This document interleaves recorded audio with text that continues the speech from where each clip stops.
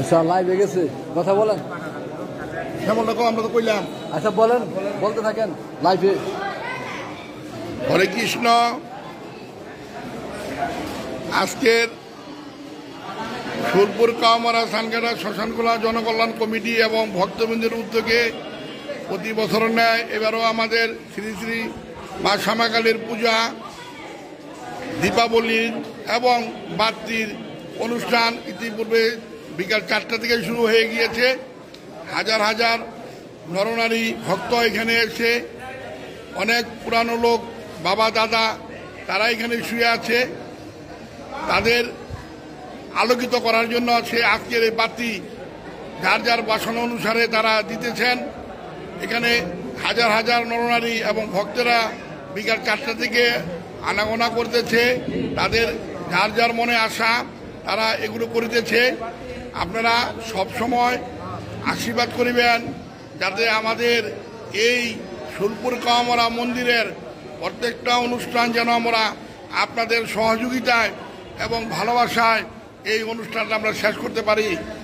আমরা একটা কথা সব সময় বলি, 10 মিলে করি কাজ, হারি জাতি না হিলা। আমরা যারা যেখানে আসি, আমরা যদি একসাথে এই অনুষ্ঠানটা পরিচালনা করি এবং উপভোগ করি, তাহলে আমাদের সকলেরই আনন্দ হবে। আপনারা জানেন এই সুরপুর কামারা মন্দির একটা ঐতিহ্যবাহী মন্দির। এখানে শ্রী শ্রী মা রক্ষাকালীর পূজা হয়, বাসন্তী মায়ের পূজা হয়, রাধাকৃষ্ণর পূজা হয় নামযজ্ঞের মাধ্যমে, লোকনাথ বাবার অনুষ্ঠান হয়, আর শনি ঠাকুর, নারায়ণ ঠাকুর আছেন তাদের পূজা হয়, রাম সীতার পূজা হয়। ভোলানাথ বাবা এখানে বসে আছেন, সার্বক্ষণিক যে তদারকি করতেছেন শ্মশানের, এবং 2টা পাকা শ্মশান, 1টি কাঁচা শ্মশান। সকলেই আপনাদের সহযোগিতায় এই অনুষ্ঠানটা করি এবং এই জায়গা রক্ষণাবেক্ষণা এবং কাজকর্ম সকলেই আপনাদের সহযোগিতা করি। আপনারা টাকা পয়সা সবার দিতে হবে এমন কোনো কথা নেই।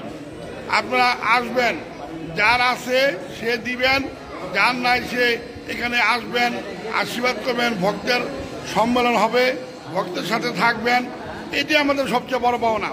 আমরা বছরে একটা দিন আশায় থাকি যে কবে আমাদের নাম কীর্তন হবে, সেই হাজার হাজার লক্ষ লক্ষ ভক্তের আমাদের এই সমাগম হবে, আমরা তাদের চরণজলি পাওয়ার আশায় বসে থাকি। আমার খুবই কষ্ট লাগতেছে, আজকের এই যে খোকন রাজবংশী শুনলাম তিনি আগামী মাসের 7 তারিখে সিঙ্গাপুর তার কর্মস্থলে চলে যাবেন। যদি তারে এই কীর্তনটা আমরা রাখতে পারতাম।